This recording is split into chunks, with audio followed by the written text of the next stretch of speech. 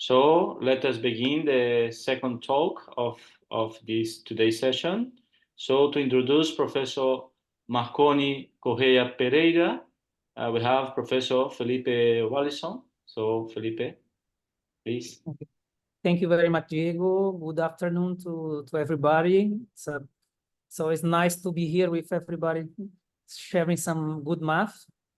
And the second speaker will be Professor Marcone Pereira from University of São Paulo in Brazil.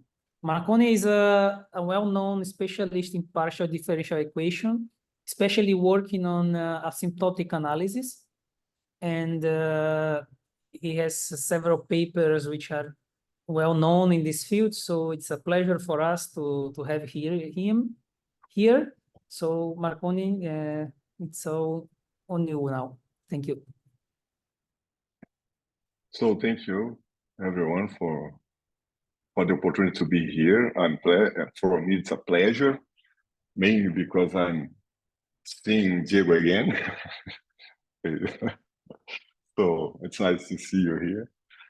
So I'll talk about the problem that I'm working now. So it's I put the equation here. Let me see if I can do it. Yeah. So it's a simple equation. It's a Laplacian in a R2 domain. Okay. So we have linear equation in the Laplacian with Robin boundary condition, as you can see here. The main challenge here, it's the domain where the equation is defined. We have a thin domain. Okay. So a thin domain here, it's two variables. So the first variable x, it's in the unit interval, and the second variable y, it's bounded, or it's in an interval defined by the x variable in a function a that's a periodic function. And we also have a epsilon parameter in front of the function a, and the epsilon parameter also inside the a function that somehow make with the period of the function go to zero, when epsilon goes to zero, because we are interested here in the small value of epsilon. So here we have a picture of this domain. Okay, so the function 8 is strictly positive. So we have the boundary cannot touch in the bottom, of the domain. So, and it's a kind of things that epsilon can become small. So we have a thin domain, and also with roughness in the upper boundary of the domain. So it's this picture here. So our problem is like we have an equation given by the Laplacian as the main operator. We also have a kind of velocity here, but the velocity is just in the direction of the x variable, and I will call this variable like the horizontal variable. Okay, and we have homogeneous number bounding condition in the lateral and in the bottom of the boundary, and just in the upper boundary of the domain we have a kind of type Robin condition here that I will talk a little bit more about that in the next slide. So here the velocity is just to know what happened with those solutions with respect to some kind of velocity here in the equation, and it depends just in the x variable because we are working in a thin domain, and it's reasonable to consider just velocity in the horizontal direction. So, and we also take the velocity given by a fixed function, as here, you can see here, the Q epsilon, it's given by a Q function, and we have to rescale the Q function by Y under epsilon, you know, like here. It's a nice velocity, like in L infinite, and it's depending just on the vertical direction, the velocity here, okay? So it's in the horizontal direction, but it can change if you are in different level of in the vertical direction, you know. So okay, so the function rate is periodic. It's Lipschitz. We need that Lipschitz function here for the upper boundary of the domain, and the Robin type boundary condition also has a parameter here that is a challenge. It's another challenge of the problem, that it's epsilon powered by a parameter alpha, that it's a kind of reaction that we are putting in the border, and it's a catalyzed factor here that we are putting here in the boundary condition. Okay, so this kind of problem, we got this from some books that consider microfluid application. So, and we start to consider such kind of problems with in thin domains with Roughness, and we try to understand what happened with the solution when epsilon goes to 0. Okay, so here we also are like the motivation. It's also from this article here, the Michalik article in 2006. There they worked with the same kind of problem, but with domains which different flavor of perturbation, you know. So it's a boundary perturbation problem, a singular boundary perturbation problem. Okay, so we have a PDE defined in a bounded domain that is changing with respect to a parameter, and we also have this parameter epsilon here that affects the domain, also affects the equation in the boundary condition. In this case, it's a Robin boundary condition. So, okay. And the challenge here is to understand what happened with the equations when epsilon goes to 0. So it's our problem, actually. Okay. So yeah, our goal is that we would like to study what happened with the solutions when epsilon goes to 0. And when epsilon goes to 0, since you are in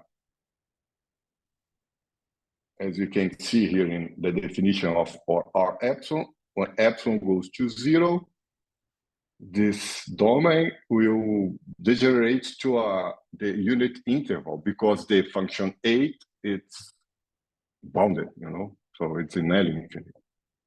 So it's a singular boundary perturbation problem, and we are interested here in studying the asymptotic behavior of the solution. So we have this parameter epsilon, but we also have the parameter alpha that appears in the boundary condition. That is this one here, the epsilon alpha, you know. So this parameter affect the convergence of the solutions, and indeed we obtain 3 different regimes here that depend on alpha. We have what the applied guys called like the critical case, that's alpha equals 1, and we have the other subcritical and supercritical case that alpha bigger than 1 and alpha less than 1. Okay, so and here somehow we are generalizing some results, previous results given by Helen Rogel, Melnik Popov, and about ourselves actually also. Okay, so what is well known here is the case where we have just homogeneous Neumann boundary condition. And here we are adding this challenge, putting a Robin type boundary condition, and also this scale here in front the Robin problem. Okay. So it's okay for everybody, the problem. If you want, you can ask in any time. Okay. Okay, so the problem is well defined. The existence and uniqueness of the solutions are easy to get if we get this constant C here bigger than this value here. The kappa here, it's the diffusion coefficient, and the Q, it's the velocity. Okay. If we are not interested in velocity here, so it's well post for any C if you want positive C, you know. So we have a bilinear form that is continuous and uniform coercive with respect to epsilon. So in this case, so we can get the existence of the solution. So we have a family of solutions, and we can study the behavior of those solutions when epsilon goes to 0. Okay, so let's figure out what happened with this problem. The easy way to do that here to figure out what happened when epsilon goes to 0 is to take a look in the variational formulation of the problem. Here we have the variational formulation of the problem. Here we have the Robin boundary condition. It's here in this part of the equation. So since we have a thin domain, and the order of the thin domain is epsilon, so we need to rescale off the equation by this factor here, 1 under epsilon. If you don't do that, everything here goes to 0 at the end, okay, in reasonable condition. So in order to get a limit equation, we need to divide everything here for 1 under epsilon, okay? That is the order of the measure of the thin domain. When you do that, in the Robin boundary condition appears this term that now it's epsilon alpha minus 1, okay? So, and now we may realize, for example, if alpha is bigger than 1,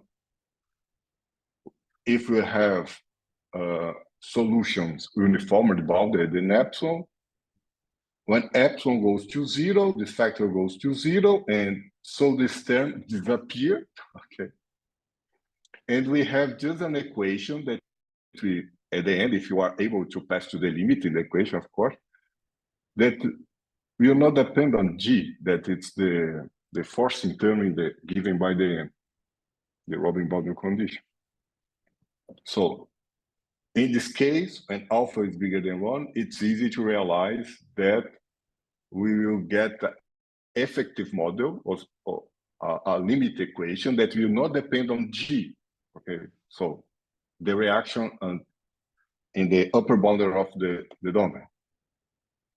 And we are able to prove that indeed the solutions, in fact, the solutions will converge to a function that is a solution of a one-dimension equation, of course, because we are working in a thin domain, that is reasonable, that will not depend on G, and all the effect in the equation will be given by the thin domain, the homogenized problem given by the oscillatory thin domain, okay?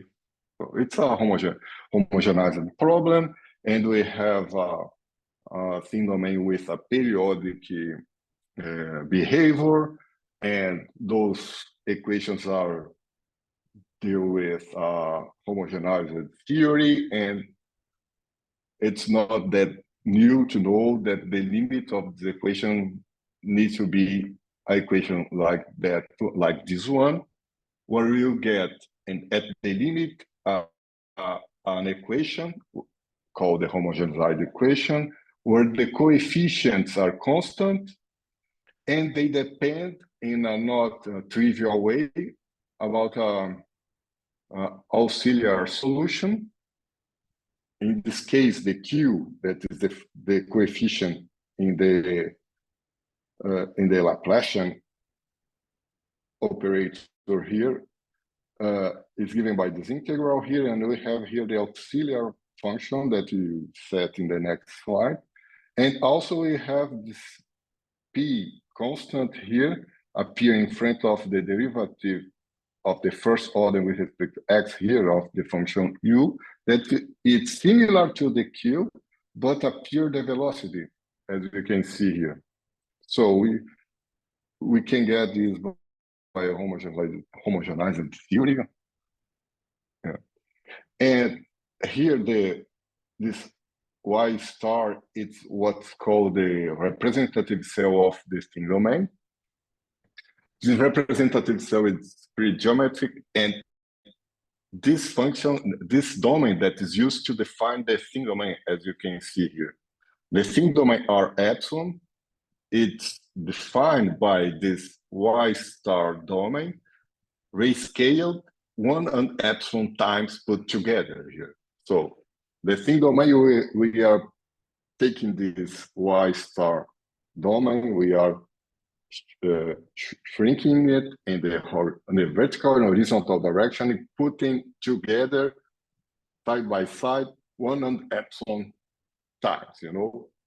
So in this way, we can define the R epsilon. So it's reasonable to get the coefficients that depend on solutions defined in this domain, the y star, and it's what happened. The x auxiliary function is defined by this problem here in the y star domain. Okay, it's a kind of Laplacian solution with a non-homogeneous Neumann boundary condition. Okay, given by this here, this variation form, this variational problem here. These solutions, they are periodic in the horizontal direction, okay, and the average of them are 0 because we would like to take a uniqueness for the solution, you know. Okay, so if a way to get this auxiliary solution, it's using the asymptotic expansion. We have to assume that u epsilon depend, u epsilon can be right by a series powered by epsilon, and we can plug this in the equation, and we have to work in this expansion, and somehow we can get at the end that u0 will be the solution of this limit equation. Okay, so when we take this series here and put in the original problem, we can realize that u0 is the solution of this problem here, is given as a solution of this problem. And this term u1, that it's necessary in the proofs of the results, and it's called the corrector, we also can get it, and it's given by this expression here, where x is the auxiliary solution that we have defined here. Okay, at the end, we prove that the u1 is a solution given this way, where u0 is the first term of the series, and this term here needs to be the solution of a problem like this one here. You know, so it's possible to do that. It's not a trivial, but I'm just saying what we have to do. Okay, so. And this works. We have done this many years ago in 2011. Also, Taras and Popov has done the same, and you also have gotten the corrector in 2013, proving some estimates of the solution. Okay. So now, I'm just talking about the case if alpha is bigger than 1. So now let's see what happens if alpha is less than 1.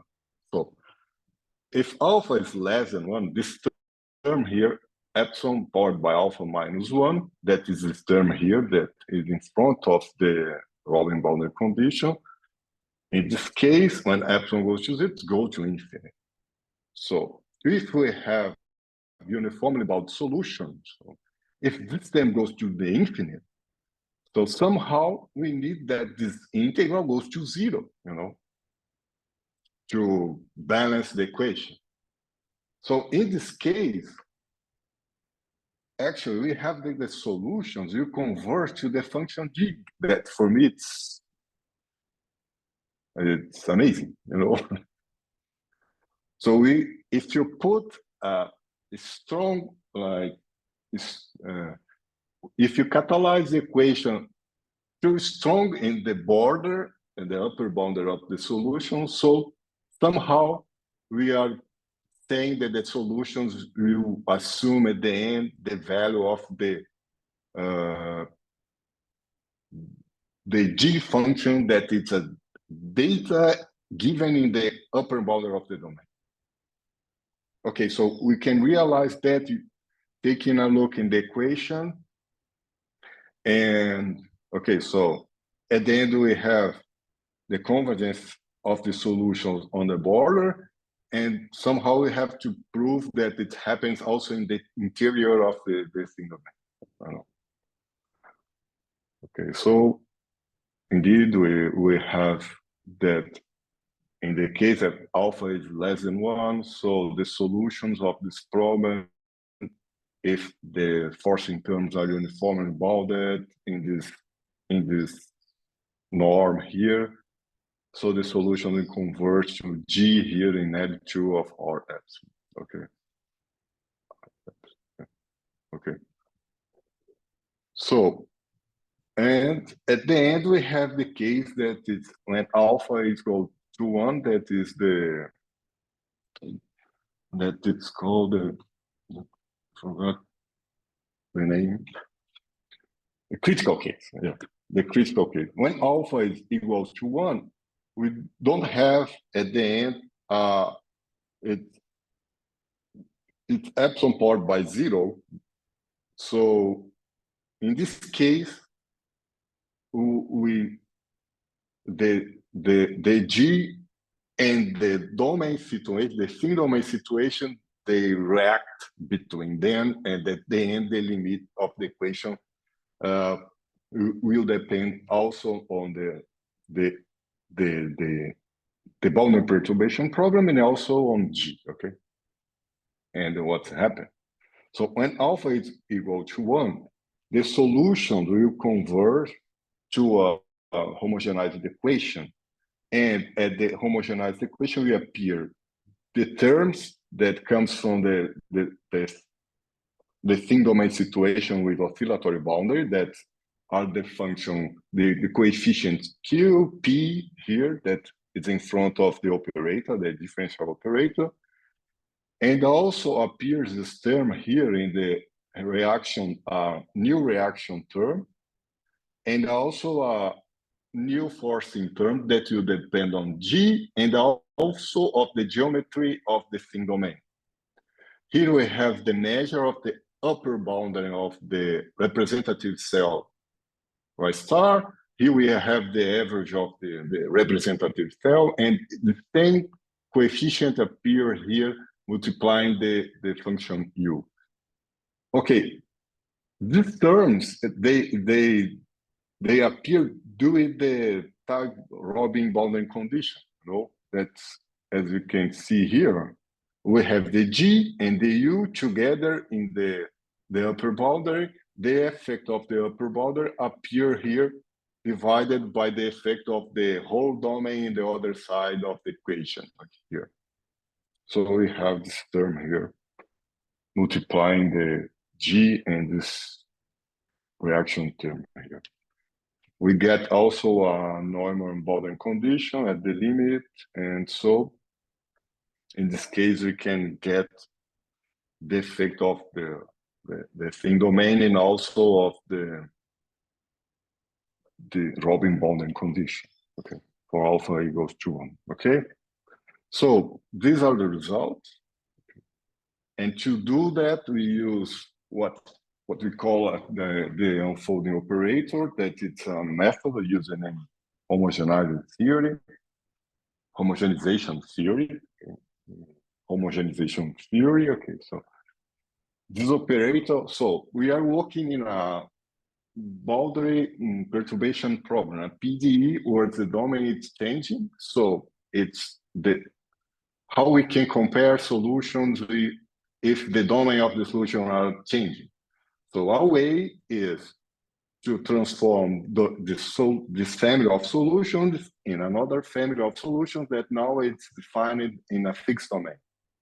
And the unfolding operator, it's a way to do that. The unfolding transforms functions defined in R epsilon to functions defined in this 3-dimension domain now. It's a 0, 1 times y star. The y star, it's a b-dimension domain. So what it does, it takes so we have one more dimension here when you use the unfolding, because this dimension, it's a kind of way to set the oscillatory behavior of the solution. So somehow here we have a picture of the domain of the solutions defined by the unfolding. So now, instead of a thin domain like that with this roughness and the upper boundary, we have a solid where all this perturbation, all this roughness is put like by side in the x direction. You know, here we have the x direction, and here we have the representative cell. That in each point of x we have a representative cell now. Somehow we are what this operator does is to add another direction, considering also the oscillatory behavior. Okay, because this we need that such special perturbation. We need periodic perturbation to do that, you know, to construct the solid here. Okay, and this operator it works very well because this expression here, we have a relationship between a function defined in R epsilon and a function now defined in 0, 1 times y star given by the unfolding. Okay, so using this expression, we can transform that integral in R epsilon in an integral now in a fixed domain given by the 0, 1 times y star.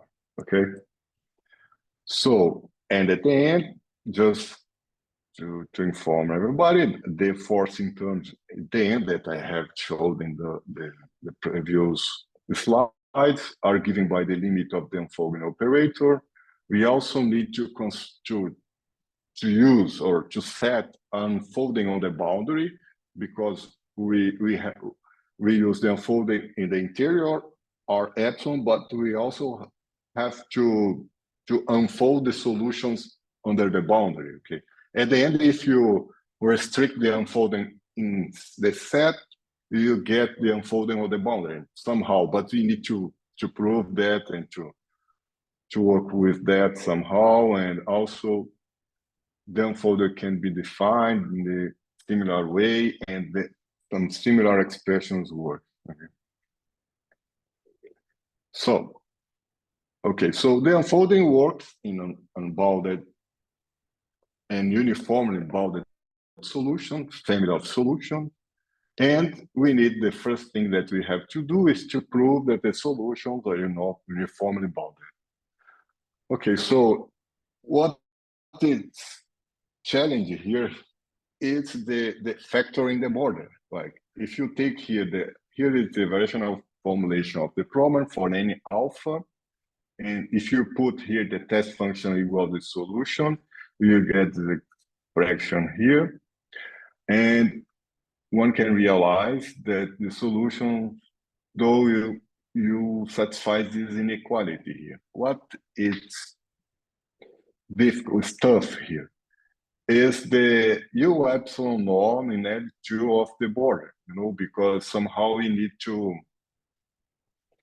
an embedding inequality here to compare with the solutions in H1, And indeed, we know that the solutions in L2 of gamma epsilon, that it's the upper boundary of the Orthin domain, we have this factor here that appears when we get the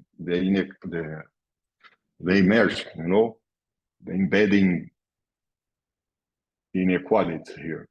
So when you do that in this way, we can just guarantee the uniformly bound of the solution if alpha is bigger or equal to 1. So in this case, okay, we can use the unfolding without any problem, and we can pass to the limit in the equation. So if you use the unfolding, we'll get an equation like this one here. And we need to know what happened with the solutions transformed by the unfolding operator when the epsilon goes to 0. At the end, it's what you do, okay? In this case, when alpha it's equals to 1, I will just give some idea what happened.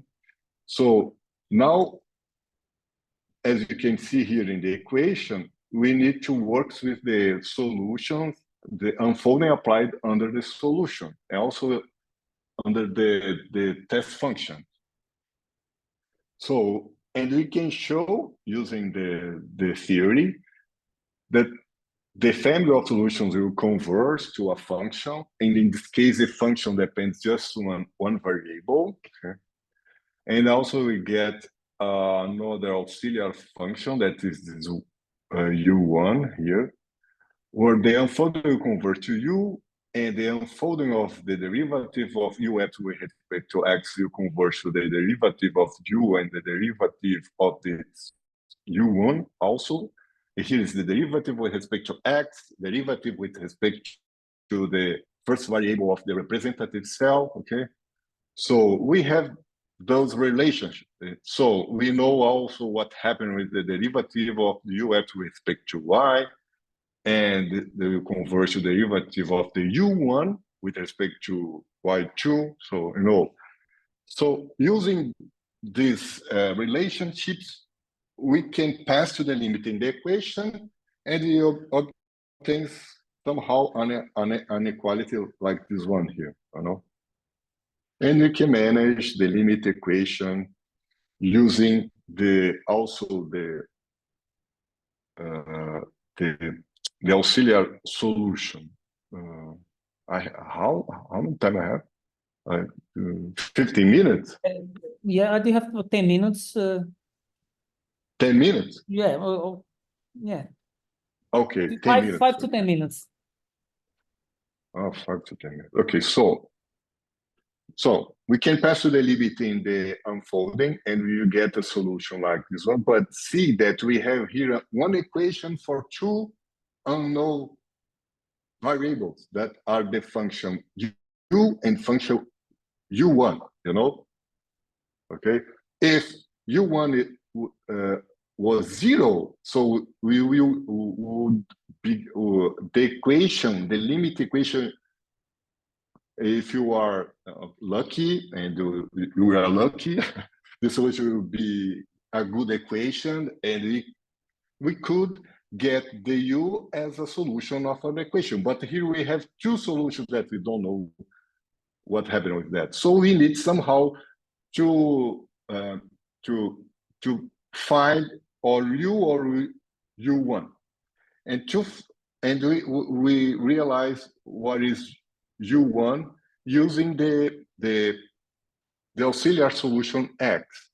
So you use again the perturbed problem, now with a special test function, family of test functions that are this special test function,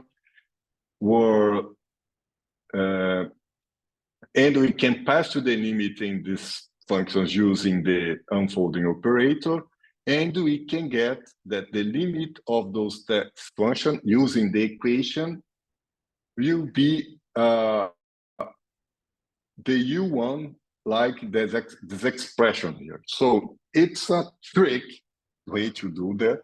It's a little bit known, and we have to work on it depending on the problem that you are studying. It's so we pass to the limit using the unfolding, and we get an equation with two unknown variables, and after that we use the auxiliary solution to realize using the perturbed problem again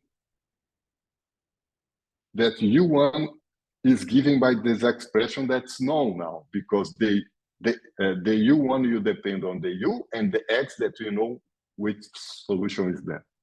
So at the end, we can realize that the problem, the limit equation depends just of U, and we get the limit problem at the end, okay?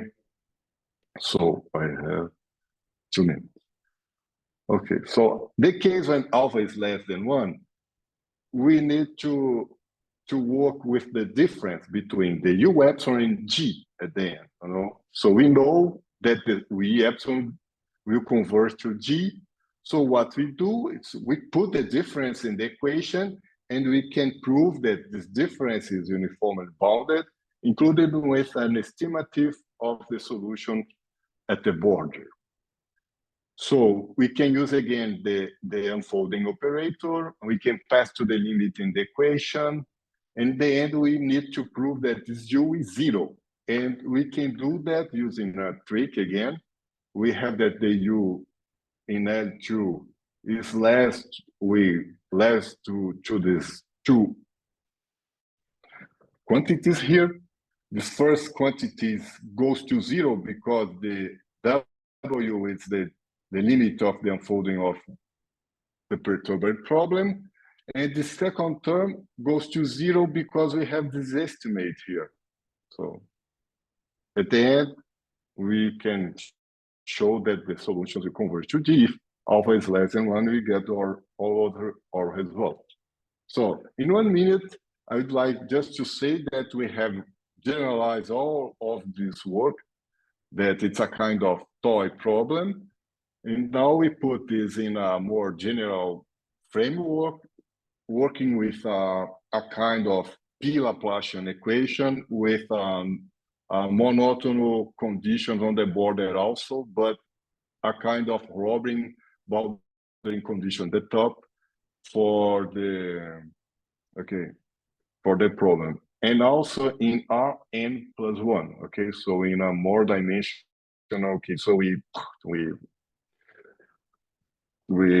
so because the idea the same, we could recover all these problems including for quadrilinear equation, and also allowing other kind of oscillatory behavior, you know? So since I don't have time anymore, okay, so I'd like just to thank everybody by the invitation. I'd like to say that we also have more things to do, like to estimate the solutions using the correctors, and also consider other kind of perturbation, because here we are just working with periodic perturbations of the thin domain. We would like to do other kind of perturbation like the locally periodic roughness, or including with maybe quasi-linear and quasi-periodic in others. So thank you very much for your attention.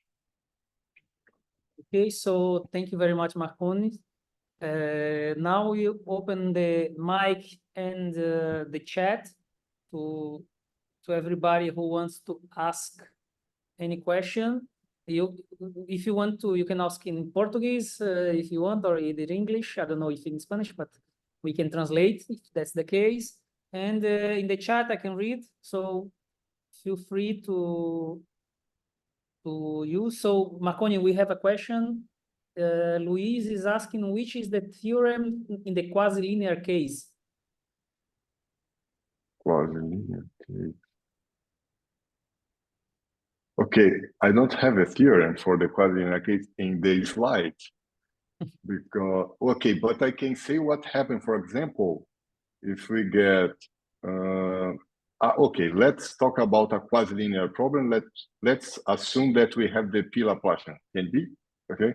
So here is the case of the P Laplacian in the thing domain, okay? Now the thing domain is n-dimensional, so we have this kind of problem. What I'm saying, that the solutions of this problem will converge for the solution of a problem that will be the unique solution of an equation like this one here. So that reaction term appears will depend of alpha, like that previous one. If alpha is equal to 1, this term will appear. If alpha is bigger and less than 1, nothing of this term, you know, so it's the same. But what is different here is that we have a matrix here in front of the operator will depend on a matrix. In this matrix, it's a little bit tough. So in this case, this matrix will be here. Let me talk about just the resonant case. Let's figure out here what happens. Beta E, it's equals to 1, okay? So this matrix will depend on this, it will be given by this term here, where this term now depends on a family of auxiliary solution. This term is, this limit here, it's pretty terrible. So in the previous case, we had just one auxiliary solution. Here we have a family of auxiliary solutions that are given any dimensional situation, and in each and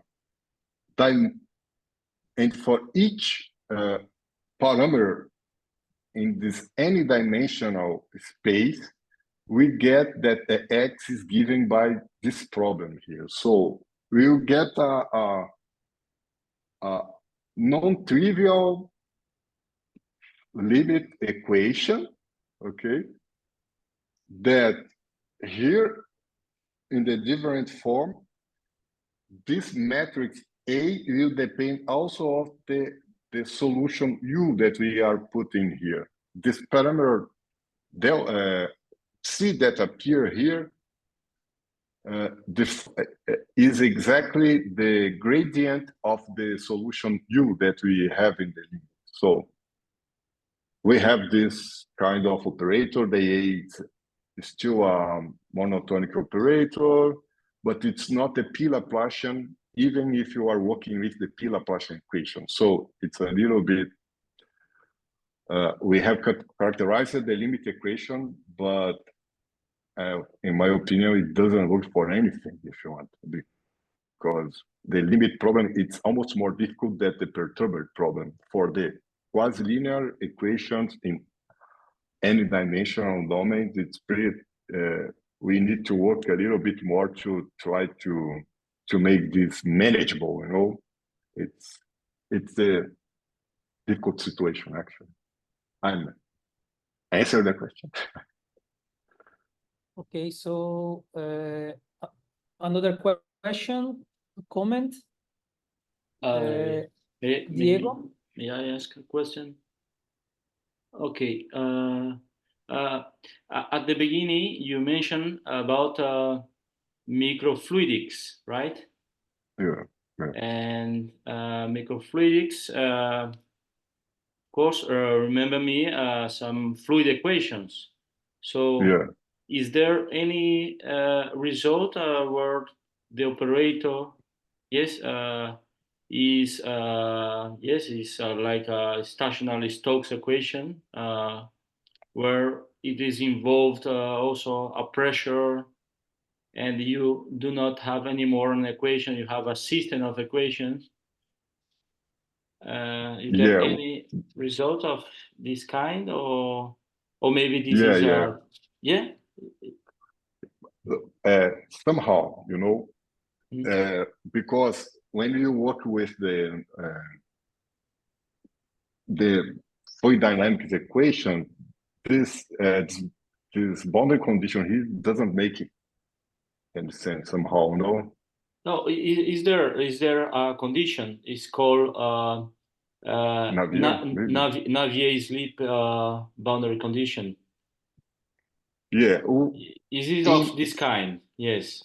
This kind of problem, no, I don't know actually.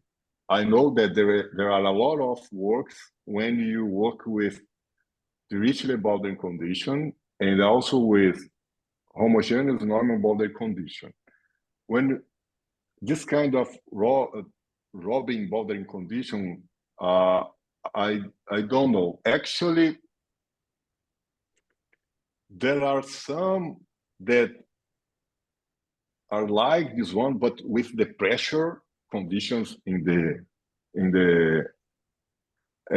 if the Robin condition, I think, yes, it's exactly. associated with the pressure. Yes, exactly. The Navier boundary condition involve also the pressure. Yes. Okay, so yeah, you can find something in this direction. Yeah, but I have to look for that. And my collaborator, the Igor Pazanin, he's an expert in fluid mechanics equations, and maybe he has some works in this direction, but I'm not sure about that. Yeah. Ah. This problem comes from there because the velocity somehow, you know. Mm-hmm. Yeah. We take the velocity from them and we put here, and we can realize that. Yeah. Okay. Yeah. Yes, and also you mentioned at the end, no, that it could be also interesting because you have one dimensional in X, right? And then you have the roughness, no, in the Y direction, in the top. And if you have if X is I mean, it's not in R, but it's in some bounded domain of you. I mean, you have a fixed domain for the variable X, which is a bounded domain in Rn, and then you have oscillation in another direction. No, you mentioned this at the end, no? Yeah. Is there any result of no result on these? Which one? In which you have more than one dimension in. Oh yeah. It's the last paper. Yeah, the last. Yes, it's because in this case here we have working in R. Okay. This case here it's okay. R epsilon it's in Rn. Yeah. Okay. Yeah. I haven't talked about that because of time. Yeah. Another question, comment. Marcone, just one question related to this multi-D problem. So the method is exactly the same, right? You need to extend one more dimension, and then you show that the equivalence between the integrals of the solution in the R epsilon and in the extension, right? In our opinion, we can do that at least using 4 methods. You know, there are a lot of methods that you can work to do that. But in our opinion, we prefer to use the unfolding because the unfolding allows like less regularity in the border. Here we just need a Lipschitz condition in the function A, you know. I prefer another method that it's the method that we use to understand what happened with the solutions at the limit.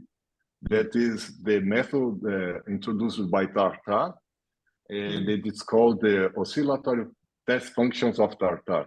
But to work with that, you need like C1 domain at the top, you know. We would need like HBC1. So let's do it using the unfolding because we allow more general situation, you know. I see. But yeah, the idea is the same. You need to somehow to define the solutions in a fixed domain, and you need to pass to the limit. It's the same. You get an equation that will depend of two solutions, and somehow you need to find one of the solutions, and usually you need to use the auxiliary problem.